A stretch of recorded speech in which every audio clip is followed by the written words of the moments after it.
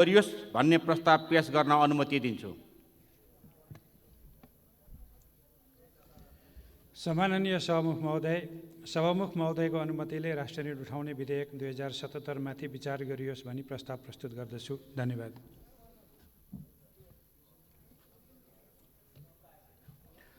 अब राष्ट्र ऋण उठाउने विधेयक 2077 माथि विचार गरियोस् भन्ने प्रस्तावमाथि अर्थात् विधेयकमाथिको सामान्य छलफल प्रारम्भ हुन्छ।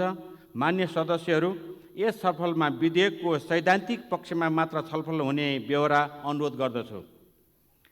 मान्य सदस्यहरू, उक्त छलफलमा भाग लिन चाहनुहुने मान्य सदस्यहरूले आफ्नो नाम सभामुखको डायससँगै बस्नुभएका कर्मचारीलाई 3 मिनेटभित्र लिखित रूपमा उपलब्ध गराइदिन हुन अनुरोध गर्दछु। छलफलमा भाग लिन चाहनुहुने प्रत्येक माननीय सदस्यलाई 3 मिनेटको समय निर्धारण गरेको छु। सर्वप्रथम मान्य श्री दिव्यमणि राज भण्डारी, यसपछि मान्य श्री राजेन्द्र कुमार केसी। सम्मान्य सभामुख महोदय, यस विधेयकको कुरा भन्नुभन्दा पहिला म मान्य मन्त्रीज्यूलाई के कुरा भन्न चाहन्छु कि यो संसदमा निस्केका कुराहरू खालि फरक राजनीतिक धारले भएकाहरूले मात्रै आफ्ना कुराहरू राखेको छैन। त्यही पार्टीका साथीहरूले पनि आफूलाई चित्त नबुझेको कुराहरूमा, शङ्का लागेको कुराहरूमा व्यक्त गर्ने चलन छ र हामीले पनि कतिपय चिजहरू कसैको चरित्र हत्या गर्नको निम्ति, कसैको आस्थालाई बिगार्नको निम्ति गरेको होइन। जुन देखियो, जुन जनतामा आवाज आइयो र हामीले आफूले देख्दाखेरिको कुराहरूलाई पनि हामीले गरेको हौँ। त्यसैले यसलाई चाहिँ व्यक्तिगत रूपमा नलिदिनु हुनुको निम्ति म विनम्र अर्थमन्त्रीज्यूलाई अनुरोध गर्न चाहन्छु।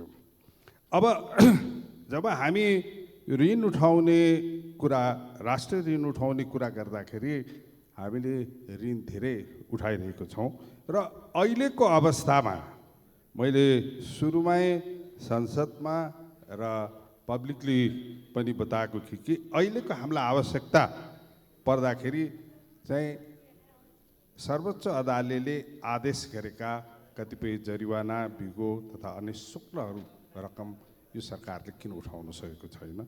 त्यस्तै राजस्व न्यायाधिकरणबाट चाहिँ निर्णय भएका कतिपय चाहिँ जरिवाना, बिगोहरू सबै किन उठाउन सकेको छैन र ऋण असुली न्यायाधिकरणबाट चाहिँ निर्णय भइसकेका चिजहरूको उठाउन किन सकेको छैन। किनभनेदेखि एकातिर राज्यको आफ्नो लिनुपर्ने सम्पत्तिहरू हामीले उठाउन सकेको छैनौँ भने अर्कोतिर चाहिँ ब्याजको भार बोक्ने गरिकन बजारमा चाहिँ मुद्रास्फीतिको अप्ठ्यारो पर्ने गरिकन हामीले चाहिँ ऋण कसरी उठाइराख्ने। त्यसकारणले गर्दा यसले गर्दा सधैँ cost of the fund high हुने, बजारमा चाहिँ आवश्यकता पर्ने ऋणलाई अप्ठ्यारो पर्ने भएको कारणले गर्दाखेरि चाहिँ म विनम्र अनुरोध के गर्न चाहन्छु भने पहिला यस्ता चिजहरू उठाउँ, त्यो पछि मात्रै यो ऋणपट्टि जाउँ भन्ने छु। त्यस्तै गरी वाणिज्य ब्याङ्कहरूबाट उठाउनु पर्ने करिब 1 खर्ब रुपियाँ र कमसेकम 12,000 ब्ल्याकलिस्टेड मान्छेहरूसँग पनि केही उठाउन सकेको छैन। त्यसको निम्ति पनि कानुन छ, कानुन भएर चाहिँ उठाएर चाहिँ राज्यलाई, ब्याङ्कहरूलाई पुग्ने सक्ने मुद्रास्फीतिको व्यवस्था गर्नको निम्ति म अनुरोध गर्दछु। धन्यवाद। मान्य श्री राजेन्द्र कुमार केसी, त्यसपछि मान्य श्री गगन कुमार थापा। सभामुख महोदय, नेपालीमा एउटा कथन छ, ऋणम कृत्वा घृतम पिबेत भनेर। यसलाई व्यङ्ग्यात्मक हिसाबले ऋण गरेर घिउ खान हुन्न भन्ने एउटा सन्देश नेपाली समाजमा छ। हाम्रो अहिले बजेटलाई सरस्वती हेर्दाखेरि 1474-64 को बजेटमा 5 खरब 25 अरबको हामीले विदेशी ऋणको व्यवस्था गरेको छौँ। मलाई लाग्दछ यो टोटल बजेटको 36% चाहिँ यसपटक हामीले चाहिँ ऋण लिन्छु भनेका छौँ र आजसम्म नेपालको नाउँमा रहेको ऋण 11.5 खरब करिब ऋण छ। त्यसको 40% चाहिँ यो वर्ष मात्रै हामी लिँदैछौँ। यसको अर्थ यो होइन कि अर्थमन्त्रीजीले यो अर्थतन्त्रलाई अत्यन्त असहज अवस्थामा चाहिँ उहाँले लिनु भएन भनेर मेरो लान्छना पनि होइन। तर संसारै एउटा अत्यन्त असहज अवस्थामा र संसारै आर्थिक मन्दीको अवस्थामा रहेको स्थितिमा यो पक्ष र सत्ता पक्ष र प्रतिपक्षको कुरा होइन सभामुख महोदय। त्यो रिसेसनले सत्ता पक्षलाई जसरी गाँच्छ प्रतिपक्षलाई पनि त्यति नै गाँच्छ यो मुलुकको रिसेसनले। आज संसारले भोलि यो कोभिड-19का कारणले संसारको अर्थतन्त्र अत्यन्त डामाडोल भएको अवस्थामा फजुल खर्च घटाउँ, उत्पादनमा हामी जाउँ, प्रतिफलमा हामी जाउँ। हामीले भन्यौँ कि यो झापाको भ्यू टावरमा राख्ने बेला होइन, यो चाहिँ उसको चाहिँ एयरपोर्ट बनाउने बेला होइन। अहिले जनताको सुरक्षा गरौँ र खाद्य सुरक्षामा कृषिमा बढी चाहिँ लगानी गरौँ र उत्पादन र प्रतिफलमा बढी कन्सन्ट्रेसन गरौँ। जिउ रहे त घिउ पिए भने जस्तो भोलि समय आउला, आर्थिक विकास गर्ने समय पनि आउला भनेर एउटा प्रतिपक्षका नाताले हामीले चाहिँ सुझाव चाहिँ अर्थमन्त्रीलाई देऊ, यसलाई अन्यथा लिने कुरा होइन। तर आज यो भन्दै गर्दाखेरि अत्यन्त फजुल खर्च, अहिले पनि यो बजेटले यो मुलुकमा केही पनि भएको छैन, संसारको अर्थतन्त्र सहज अवस्थामा रहिरहन्छ भन्ने किसिमले जसरी चाहिँ बजेट आयो, यो अत्यन्त ठिक ढङ्गले बजेट आएन भन्ने हामी प्रतिपक्षको भनाइ हो। हुन त अर्को पटक पनि अब चाहिँ अर्थमन्त्रीजीसँग भेट होला, यसका हिसाब किताब गरौँला, कति आर्थिक वृद्धि गर्नुभयो, कति रोजगार दिनुभयो भन्ने सम्बन्धमा होला। तर अहिले जुन किसिमले बजेट आएको छ, जसरी ऋणको भार नेपालीको टाउकोमा थोपरिएको छ, यो फजुल खर्च र असहज किसिमले चाहिँ हामीले काम गर्छौँ भनेर जुन जतातिर इङ्गित गरेको छ, यसले अर्थतन्त्रलाई सहज अवस्था दिँदैन र यो ऋणको भार अत्यन्त बढी भयो कि जिडिपीको सामान्य उसमा 3% संसार लिँदैन, 5%भन्दा बढी जिडिपी इन्टरनेसनल प्र्याक्टिसमा त्यही हो। जिडिपीको 3%भन्दा बढी हामीले ऋण लिँदैनौँ, 5% पनि ऋण यहाँ चाहिँ प्रक्षेपण गरिएको छ। यसले हाम्रो अर्थतन्त्रलाई दूरगामी असर पर्न सक्छ। हाम्रो अर्थतन्त्र भोलिको अवस्थामा अत्यन्तै असहज अवस्था हुन सक्छ। त्यसै यो अर्थतन्त्र मान्य श्री गगन कुमार थापा र यसपछि मान्य श्री डाक्टर मृणेन्द्र प्रसाद रिजाल। सम्माननीय सभामुख महोदय, हाम्रो अर्थतन्त्रको आकार सानो छ। राजस्व परिचालनबाट चालु खर्च भेट्न पनि हम्मे पर्छ। विकासका हाम्रो आवश्यकताहरू छन्, आकाङ्क्षाहरू छन्। त्यसलाई सम्बोधन गर्नको निम्ति घरभित्रबाट पनि ऋण उठाउनु पर्नेछ, घर बाहिर पनि ऋण लिनुपर्नेछ। तर यो ऋण खर्च केमा गर्ने भन्ने कुरा सबभन्दा महत्त्वपूर्ण कुरा हो। चार्वाक दर्शनले ऋण कृत्वा घृतं पिबेत, ऋण काटेर घिउ नखाने भन्ने कुरा हामीलाई धेरै पहिला सिकायो। हाम्रो संविधानले पनि सिकाएको छ, कानुनले पनि सिकाएको छ। हामीले आफ्नो दलका घोषणापत्रहरूमा पनि भनेका छौँ। अस्ति मात्र सरकारले बजेट वक्तव्यमा पनि भन्यो कि म यो पटक मेरो आफ्नो खर्चको मलाई आफ्नो समस्या छ, त्यस कारणले गर्दाखेरि म जताततैबाट कडाइ गर्छु भन्यो। म सार्वजनिक निकाय भएको भत्ताहरू काट्छु भनेर भन्यो। म यसै गरिकन म इन्धन लगायतका सवारी साधन लगायतका थुप्रै फजुल खर्च नियन्त्रण गर्छु भनेर भन्यो। तर हामीले खर्चको शीर्षक हेऱ्यौँ भने ऋण उठाएर परामर्श सेवा दिने कुरामा करिब 1.5 अरब रुपियाँ, ऋण उठाएर तालिम गोष्ठीको लागि करिब 3.5 अरब रुपियाँ यहाँभित्र लगेर बन्दोबस्त गरिएको अवस्था छ। हाम्रो डेट जिटिपीको रेसियो हेऱ्यो भने अहिले पनि हामीसँग केही स्पेस बाँकी छ। तर स्पेस बाँकी हुँदै गर्दा सधैँभरि हामीले दुईवटा कुरा हेर्ने हो, सस्टेनेबिलिटीको कुरा हेर्ने हो, अकाउन्टेबिलिटीको कुरा हेर्ने हो। यो दुईवटा विषय हेर्ने कुराको सन्दर्भलाई जोडेर हामीले हाम्रो खर्च गर्ने क्षमता पनि सँगसँगै राखेर हेर्नुपर्छ। गएको यत्रो सजिला वर्षहरूमा त हाम्रो पुँजीगत खर्च गर्ने क्षमता हामीले देखियो भने यो सङ्कटको बेलामा हाम्रा सबै अवयवहरू प्रभावित हुँदै गर्दा यसले खर्च कसरी गर्छ, खर्च गर्ने कुरा प्रभावकारी कसरी गर्छ, यो सबै कुरा हामीले कहाँबाट किन ऋण उठाउने भन्ने कुरासँग जोडिन आउँछ। ऋण लिने कुरा पुँजी निर्माणको लागि, अर्थतन्त्रलाई बलियो बनाउनको लागि, चलायमान बनाउनको लागि। हामीले 1 रुपियाँ ऋण लिँदै गर्दा त्यसबाट कति सृजना गर्छौँ भन्ने कुरा सँगसँगै राखेर हेर्ने हो। यो विषयका सन्दर्भमा त्यस कारणले गर्दा हामी त संसदबाट 16 डोलो पारित गर्छौँ। तर संसदबाट 16 डोलो पारित गर्दै गर्दाखेरि यहाँबाट 1 रुपियाँ ऋण उठाउने जुन हामी संसदबाट स्वीकृति दिएर पठाएका हुन्छौँ, त्यो भोलि फर्केर हाम्रै टाउकोमा आउने हो। त्यसैले केसमा प्रयोग हुन्छ भन्ने कुरा हामीले आजको दिनमा कसरी हेर्नुपर्छ भने सरकार चालु खर्चलाई निर्ममतापूर्वक काट्नका निम्ति तयार छ कि छैन, यो पटक देखिएन। सरकार यही विषयका सन्दर्भमा अनावश्यक फजुल खर्च रोक्न तयार छ कि छैन, देखिएन। त्यति मात्र होइन, अब आन्तरिक ऋणमाथिको दबाब त सम्माननीय सभाको महोदय सत्तासीन पार्टीभित्र भइरहेको छलफललाई हेर्दै गर्दा त अब आउने आर्थिक वर्षसम्ममा त बाहिरबाट एउटा पनि ऋण पनि नलिने, कुनै पनि सहयोग नलिने, नेपालभित्रको चालु खर्च बाहेक विकास खर्चको लागि चाहिने पैसा सबै घरबाट मात्र उठाउने भन्ने ठाउँसम्म पुग्ला कि भन्ने लागेको छ। छलफल यसो हेर्दै गर्दा त्यही दिशातिर जान्छ कि भन्ने लाग्छ। धन्यवाद। मान्य श्री मृणेन्द्र प्रसाद रिजाल, डाक्टर मृणेन्द्र प्रसाद रिजाल र यसपछि मान्य श्री ज्ञानेन्द्र बहादुर कार्की। सम्माननीय सभामुख महोदय, अघिल्लो वर्ष सरकारले 195 अर्ब ऋण उठाउने कुरा गर्यो। हामीले भन्यौँ कि सरकारको राजस्वको क्षमतासँग जोडौँ त्यसलाई भनेर। यसमा मान्नु भएन, यो पालि पनि 225 भन्नुभएको छ। अहिले पनि हामी चाहन्छौँ कि सरकारको राजस्व उठाउन सक्ने क्षमतासँग यसको सम्बन्ध हुनुपर्छ भनेर। त्यो विषय त ती नै गयो। अब अर्को कुरा, आन्तरिक बजारबाट ऋण बढी उठाउने हो भने यो पालिको झन्झट के छ भन्दा कोरोना पछाडि हामी असाध्यै ठुलो बेरोजगारी र असाध्यै ठुलो इन्फ्लेसनरी प्रेसर इकोनोमीको दुनियाँभरि हुन्छ। त्यो बेलामा हामीले आन्तरिक बजारमा थुप्रै ऋण सरकारले उठाउन थाल्यो भने इन्ट्रेस्ट रेटमा पनि प्रेसर हुन्छ। त्यसैले 1970 को दशकको अन्तिमतिर तेलको भाउ बढी हुँदाखेरि जसरी स्टेगफ्लेसनको अवस्था थियो, त्यो स्टेगफ्लेसनमा थपिएर फेरि ब्याज दरको पनि प्रेसर भयो भने अर्थतन्त्र कठिनाइ हुन्छ, तङ्ग्रिन कठिनाइ हुन्छ। त्यतातर्फ ध्यान दिनुपर्छ भन्ने मलाई लाग्छ। अर्थमन्त्रीजी व्यक्तिगत मित्र पनि हुनुहुन्छ, लामो समयदेखि उहाँलाई जान्दछु र धेरै ठुलो दबावका बावजुद पनि उहाँ र म भिन्न जिम्मेवारीमा हुँदाखेरि यस्तै अप्ठ्यारा काममा एकअर्काको इन्टिग्रिटी जाँच्ने पनि मौका मिलेको थियो। हामी दुईटै त्यो परीक्षामा पास भएको छौँ। अहिले पनि उहाँप्रति शङ्का छैन। तर अर्थमन्त्री भएर मात्रै होइन कि मेरो मित्र पनि भएको हुनाले उहाँको इन्टिग्रिटीमाथि कहीँबाट क्वेसन नउठोस् भन्ने मेरो चाहना हो। त्यसैले एउटा प्रसङ्ग भन्छु, रामायणमा सीताको अग्नि परीक्षाको प्रसङ्ग आउँछ, त्यस्तै रोमन इतिहासमा सिजरको श्रीमतीको परीक्षाको प्रश्न आउँछ। रोमन पोन्टिफेक्स म्याक्सिमस भएपछि 62 BC मा उनको श्रीमती पाम्पेयले एउटा ठुलो पूजाको आयोजना गर्छन्, जुन पूजामा एउटा पनि पुरुष प्रवेश गर्न पाउने हुन्न। त्यहाँ क्लडियस महिलाको लुगा लगाएर त्यो पूजाको समारोहमा संलग्न भएको हुन्छ। शङ्का गरिन्छ पाम्पिएको प्रेम पो छ कि क्लडियससँग भनेर।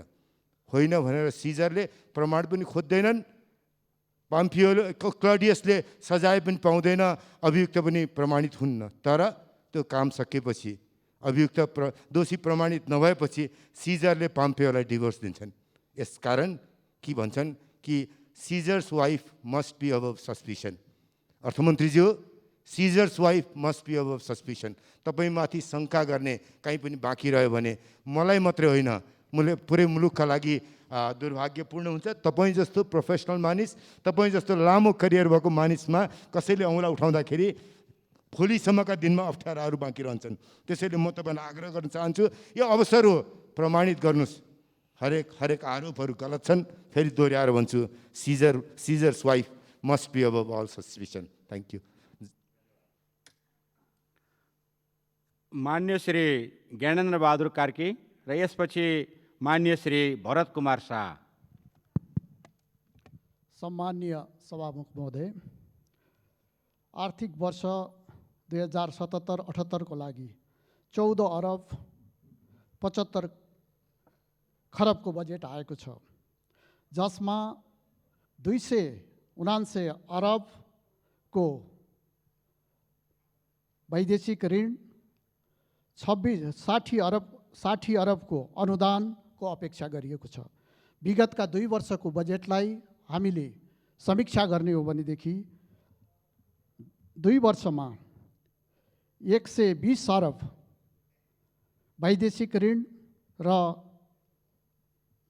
32 अरब वैदेशिक अनुदान आएको छ। र अहिलेको अवस्थामा,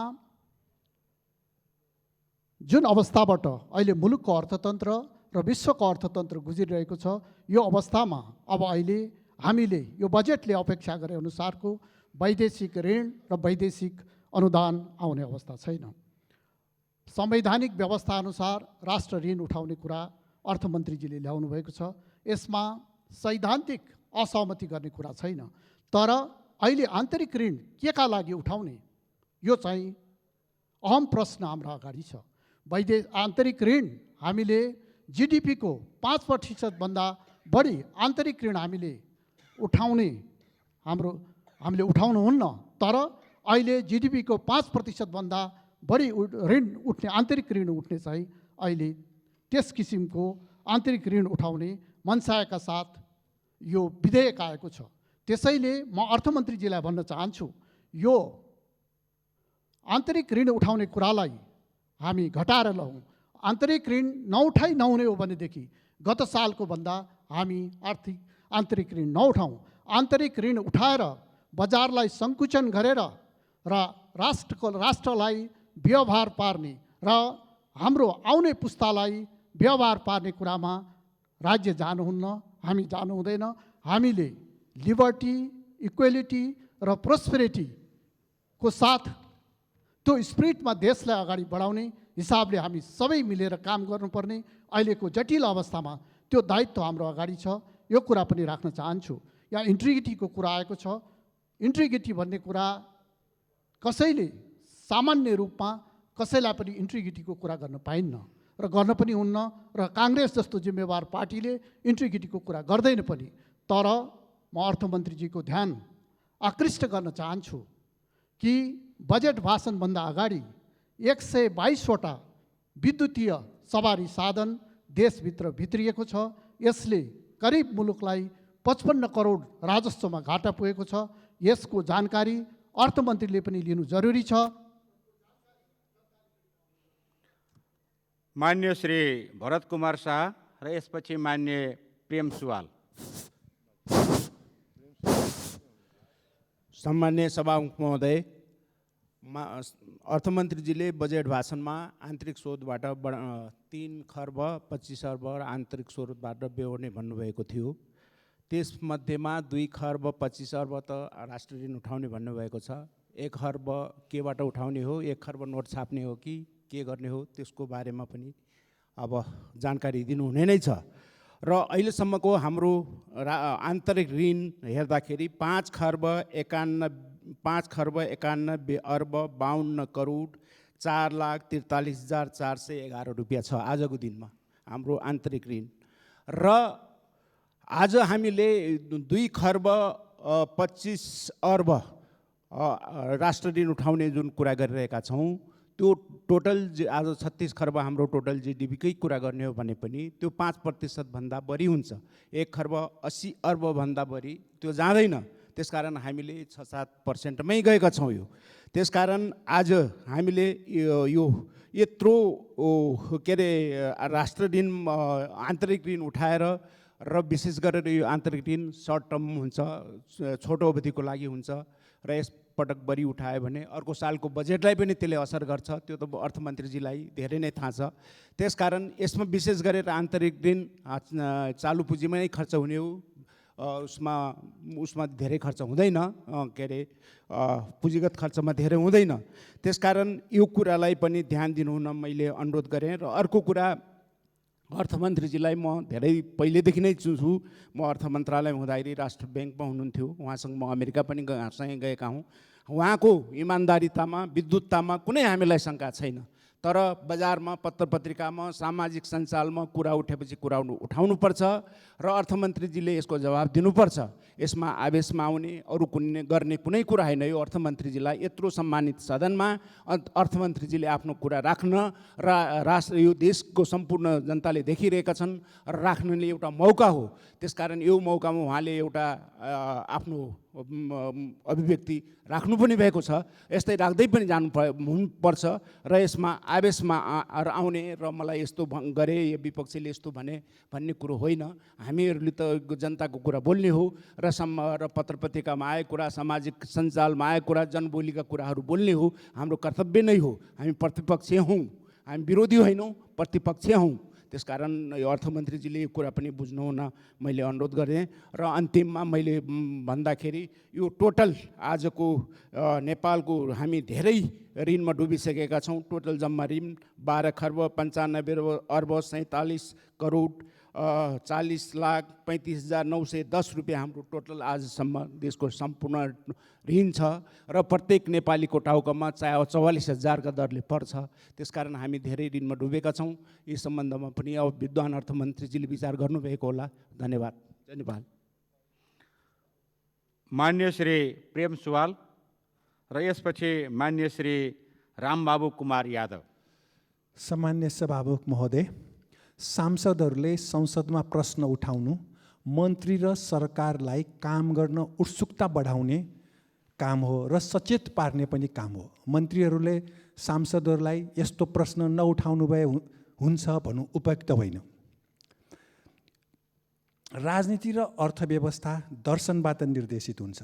अर्थमन्त्रीज्यूले कुन दर्शन अन्तर्गतको बजेट ल्याउनु भएको हो नेपाली जनतालाई भन्नु जरुरी छ। सत्ताको नेतृत्व गरेको नेकपाको दर्शन अनुसार यो बजेट आएको हो।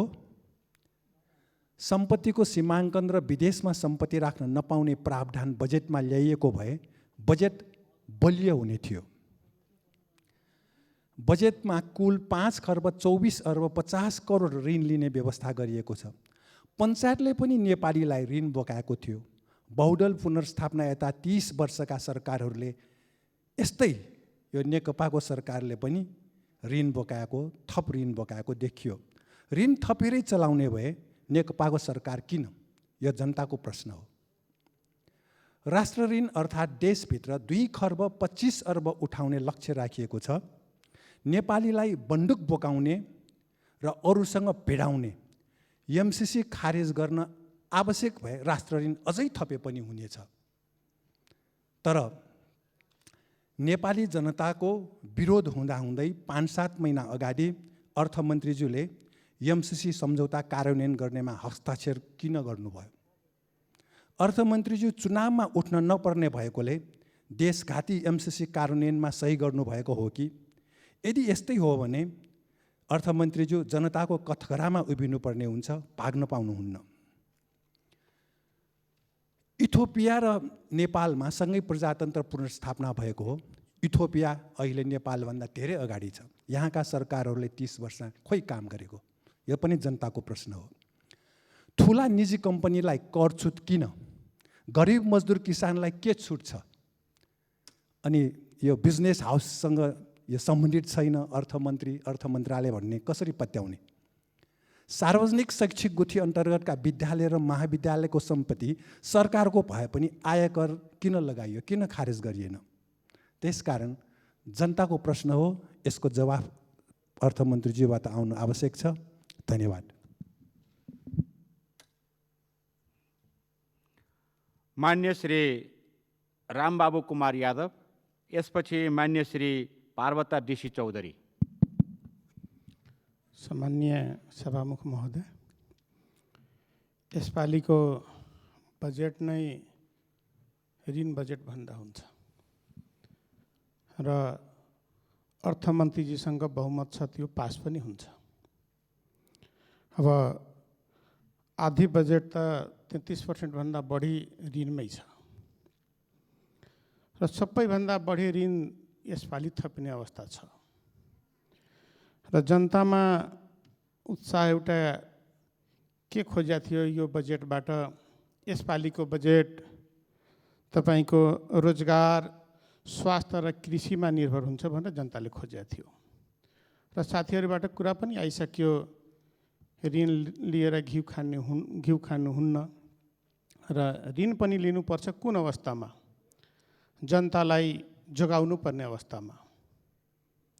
ऋणै लिएर उपचारै गर्नु पर्यो भने ऋण लिएर उपचार गरिन्छ।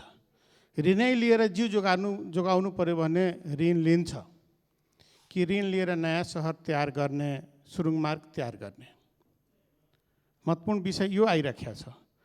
जनतामाथि अहिलेसम्मको 11 खर्ब अहिलेसम्मको ऋण र फेरि थप अहिलेसम्मको सबैभन्दा बढी ऋण यसपालि हामी बोकाउन गइराखेका छौँ। किन ऋणमा बजेट बनाउनु पर्ने त? के जनतालाई उपचार गर्न ऋणै चाहियो त? जनतालाई खाना दिन ऋणै चाहियो त? एकतर्फ भनिराखेका छौँ विदेशबाट आउनेले आफ्नै खर्चमा आउने, आफ्नै खर्चमा क्वारेन्टाइनमा बस्ने, पिसिआर चेकअप गर्नेसम्म हैसियत छैन, घरमै उपचार गर तिमी। अनि हामी ऋण लिइराखेका छौँ। के जनताले सोध्दैन के ऋण के का लागि त? जब हाम्रो उपचार गर्न सक्दैनौँ, हामीलाई रोजगार दिन सक्दैनौँ, अनि ऋण के का लागि त? जनता सम्पूर्ण ऋणको भार बोक्ने अनि हामी यहाँ आफू खुसी राजी आफ्नो पाएका काम गर्दै जनतालाई ऋण बोकाउँदै जाने।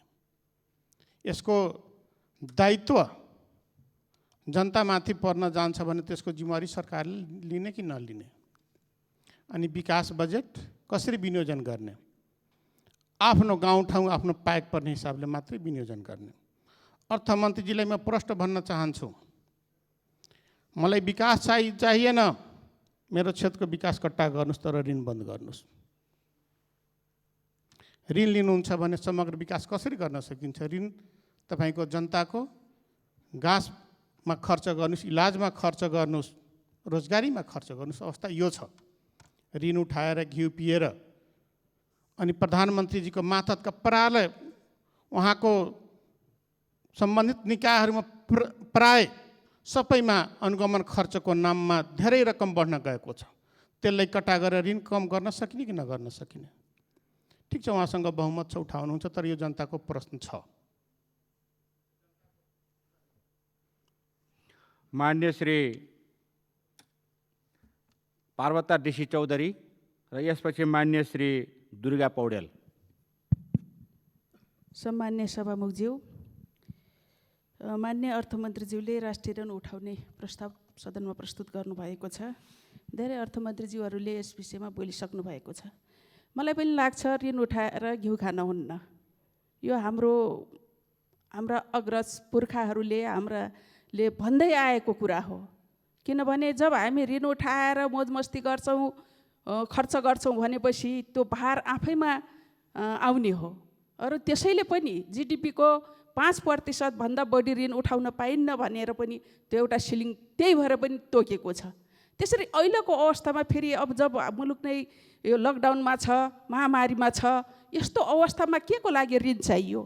स्वास्थ्य उपचारको लागि हो भने यो अन्य ठुला योजनाहरूमा नहालौँ पैसा। अहिले कुनै विकास हुनेवाला छैन। त्यो पैसा त्यही स्वास्थ्यमा खनाउँ र नेपाली नागरिकलाई उपचार गरौँ, निरोगी बनाऊ, विदेशबाट आउने सबैलाई उपचार गरौँ भन्न चाहन्छु।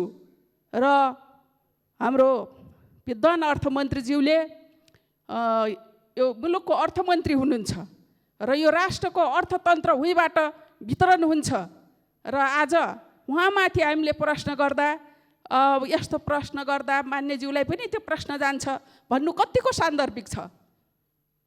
हामीले प्रश्न नगर्दै उहाँले कसरी सच्चिने? हामीले प्रश्न गर्न पाउने कि नपाउने? म मात्र होइन, सामान्य सबै नागरिकप्रति छ मिडिया। जसले गलत गर्छ सही पनि हुनसक्छ, मिडियामा आएका सबै कुरा सही र गलत हुन् भन्न मिल्दैन।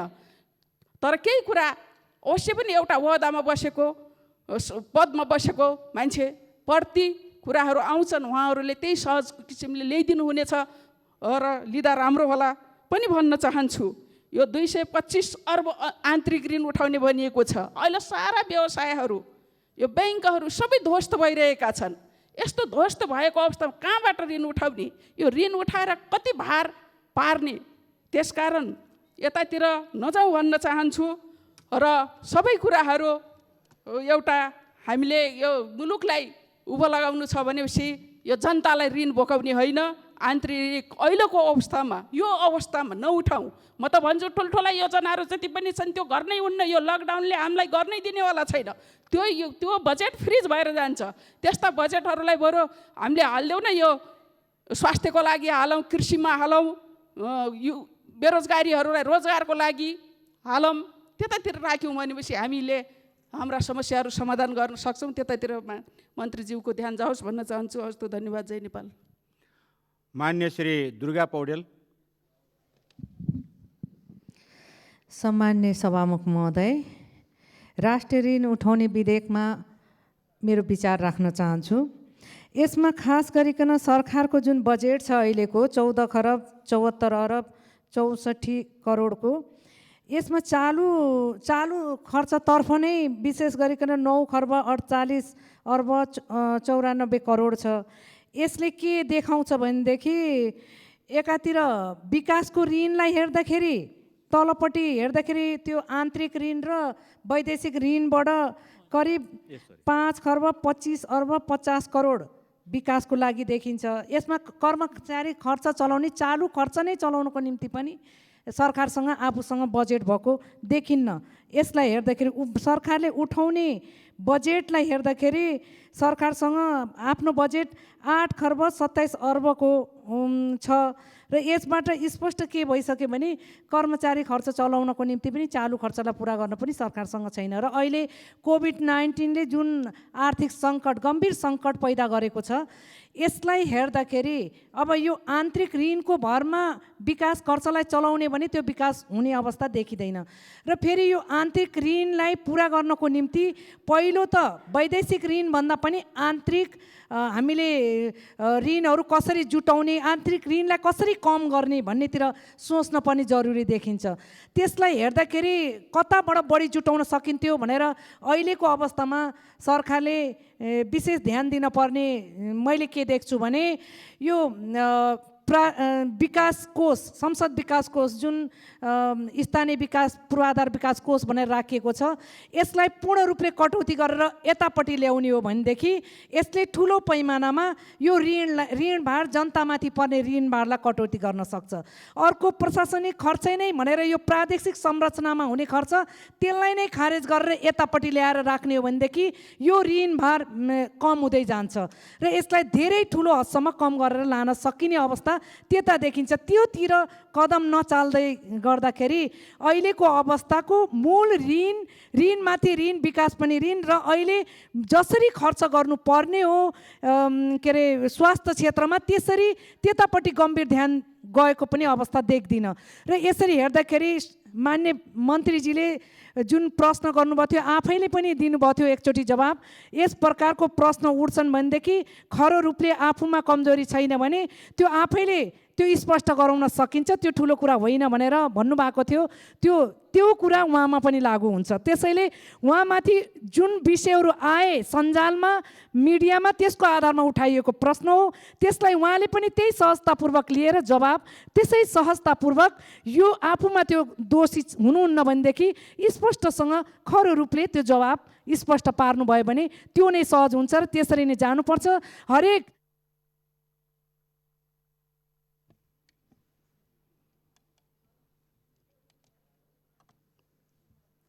अब माननीय अर्थमन्त्री डाक्टर युवराज खतिवडालाई छलफलमा उठेका प्रश्नहरूको जवाफ दिन अनुमति दिन्छु।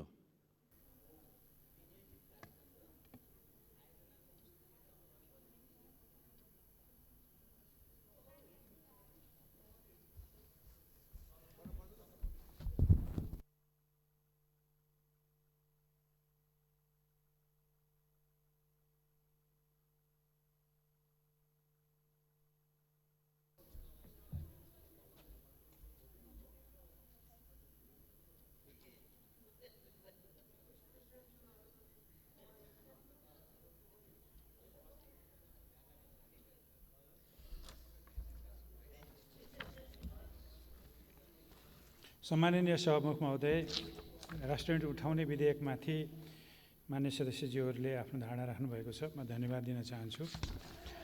खास गरी अहिले ऋण लिने उपयुक्त बेला होइन यो,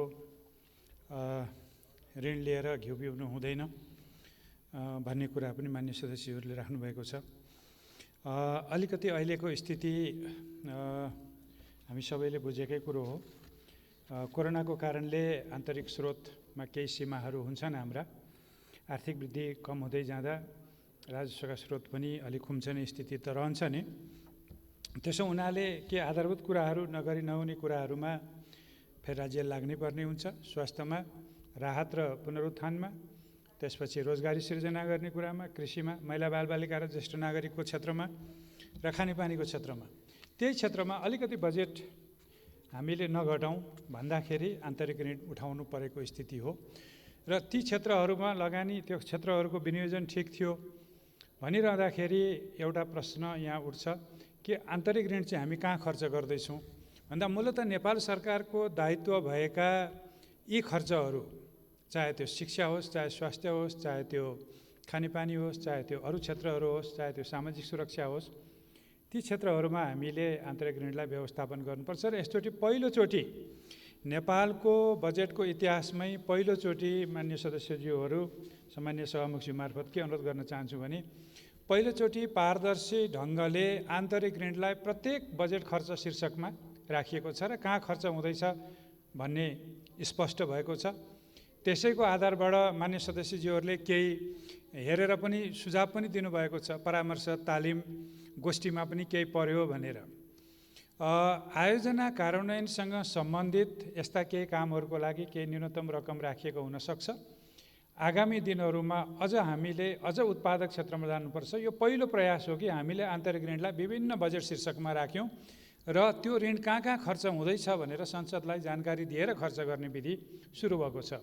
यसलाई हामीले सम्मान गरौँ, यसलाई अघि बढाउँ र आगामी वर्षमा अझ आन्तरिक ऋण कहाँ कहाँ खर्च गर्ने भन्ने विषयमा अझ बढी परिष्कृत ढङ्गले हामी अघि बढौँ, त्यो मैले अगाडि राख्न चाहेँ।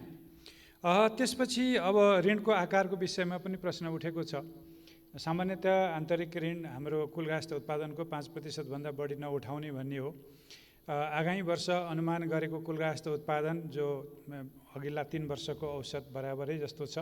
यदि त्यो आर्थिक वृद्धि हुने हो र 7% को मूल्य वृद्धि हुने हो भने त्यो जुन त्यो प्रचलित मूल्यको जीडीपी हुन्छ त्यसको 5.2% जति लगभग आगामी वर्षको बजेट घाटा हुन्छ। यो आन्तरिक ऋण उठाउनु पर्ने रकम हुन सक्छ। त्यो भइरहँदाखेरि हाम्रो अनुमान पनि के हो भने आन्तरिक रूपमा जति ऋण उठाउँछ सरकारले त्यसले निजी क्षेत्रमा प्रवाह हुने कर्जाको अवसरलाई गुमाउन दिनु हुँदैन। सरकारले धेरै पैसा लिएर निजी क्षेत्रलाई व्यवसाय गर्ने वातावरण बिगार्नु हुँदैन। सरकारले धेरै पैसा लिदियो भने ब्याज दर बढ्ने हुन्छ र जसले गर्दा व्यावसायिक लागत बढेर व्यवसायहरूलाई पनि अप्ठ्यारो पर्छ भन्ने कुरा पनि सरकारले बुझेको छ र त्यसकै आधारबाट आन्तरिक ऋण उठाउने गरी त्यो कुल गाँस्ता उत्पादनको 5%मा जाने भन्ने गरिएको छ। अब एउटा भविष्यको बारेमा एउटा आकलनको कुरा मान्य सदस्यज्यूहरूले उठाउनु भएको छ। कोरोनाको सङ्क्रमण जोखिम कति समयसम्म रहिरहन्छ, अर्थतन्त्रलाई पुनः सामान्य अवस्थामा फर्काउनलाई कति समय लाग्न सक्छ, सरकारले इमर्जेन्सी रूपमा पनि कति के खर्च गर्नुपर्ने हुनसक्छ। यस्ता धेरै विषयहरू अनुत्तरित छन्, यो म स्वीकार्छु। तर पनि के हो भने हामीले अहिलेका खास गरी विश्व स्वास्थ्य सङ्गठनका केही मापदण्डहरू, त्यसको आधारबाट गरिएका प्रक्षेपणहरू अथवा यस्तै विशेषज्ञता प्राप्त संस्थाहरूबाट गरिएका प्रक्षेपणहरू र आर्थिक क्षेत्रको सन्दर्भमा अन्तर्राष्ट्रिय संस्थाहरूबाट भएका प्रशिक्षणहरू र आन्तरिक रूपमा मुलुकभित्रै भएका अध्ययनहरूको समेतको आधारबाट हामीले अहिले जुन मैले यो आगामी आर्थिक वर्षको विनियोजन विधेयकमा राखेका कुराहरू छन् त्यसैले अलिकति लामो समयसम्म हामीलाई समस्या पर्न सक्छ भन्ने दृष्टिकोणले नि राहत पुनरुत्थानका कामहरू अघि बढाएको होइन भने त यो आर्थिक वर्षमा सबै कुरा सिद्धिन्छ, अर्को वर्ष त जानु पर्दैन भन्ने स्थिति हुन्थ्यो। त्यो स्थितिको आकलन अहिले गर्न सक्ने त्यो स्थिति अहिले छैन। त्यही भएर हामीले काहीँ न काहीँ खर्चमा मितव्ययताका कुराहरूमा हामी सहमत हुनैपर्छ, त्यहाँ जानैपर्छ। धेरै विषयमा यहाँ मान्य सदस्यज्यूहरूले खर्च कटौती गर्नुपर्छ, यहाँ चाहिँ सामान्य खर्चहरू, मसलन्द खर्चहरू घटाउनुपर्छ भन्नुभएको छ। त्यसलाई मैले स्वीकारेको छु र आगामी दिनमा संसदमा प्राप्त भएका सुझावहरूलाई नै सरकारले मितव्ययी ढङ्गले खर्च गर्ने र अघि बढ्ने बाटो लिनेछ भन्ने चाहिँ म सामान्य सभामुखज्यू मार्फत जानकारी गराउन चाहन्छु। अब यो आन्तरिक ऋणको पैसा उत्पादन हुने, रोजगारी सृजना हुने काममा लगाउँ भन्नुभएको छ, त्यो राम्रो सुझाव हो। त्यसलाई हामीले त्यसरी नै लैजाने हो र आन्तरिक ऋणको जुन विनियोजन गरिएको छ त्यसबाट पनि हेर्दाखेरि मोटामोटी अघि मैले भनेका क्षेत्रहरूमै त्यसको विनियोजन भएको छ र त्यसै गरी नै अघि बढौँ। अब बाँकी यो बाह्य सहायता नलिउँ, खर्च कटौती भएन, अनि त्यसपछि विभिन्न किसिमका अरू पनि प्रसङ्गका कुराहरू मान्य सदस्यज्यूहरूले उठाउनु भएको छ र सरकारले गरेका निर्णयहरूको सरकार जिम्मेवार हुन्छ, जिम्मेवारी लिन्छ। त्यो जिम्मेवारी लिइरहँदाखेरि जिम्मेवारीमा बस्ने मान्छेहरू भाग्न पाउँदैन, तर राष्ट्रहितमा त्यो काम गर्नुपर्छ। राष्ट्रहितमा गरिएको कामको जिम्मेवारी लिनको लागि हामी सबै तयार हुनुपर्छ भन्ने कुरा पनि म यहाँ राख्न चाहन्छु। र यो आन्तरिक ऋण उठाउने सन्दर्भमा अन्तिम कुरा सामान्य सभामुख महोदय, हामीले 2 वर्ष अगाडि मैले पेश गरेको बजेटमा 172 अर्ब आन्तरिक ऋण उठाउने भनेको थिएँ।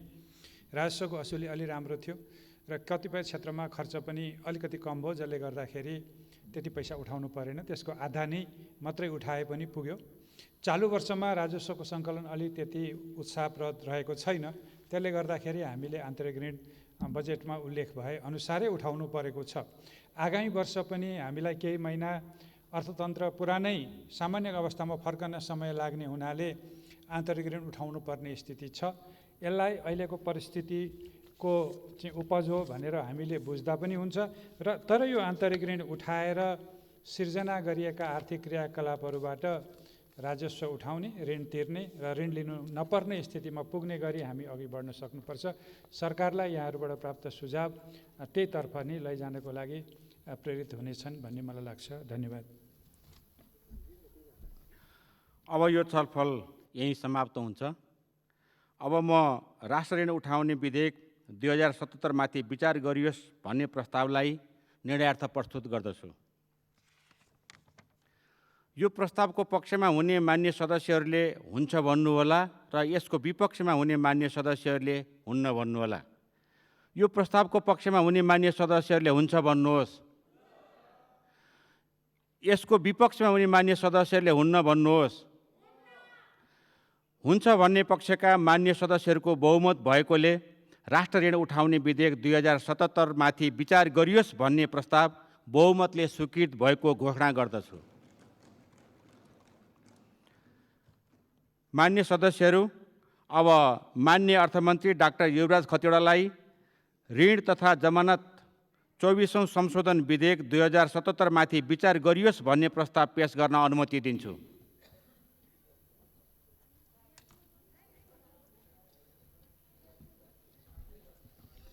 सम्माननीय सभामुख महोदय, सभामुख महोदयको अनुमतिले ऋण तथा जमानत 24औं संशोधन विधेयक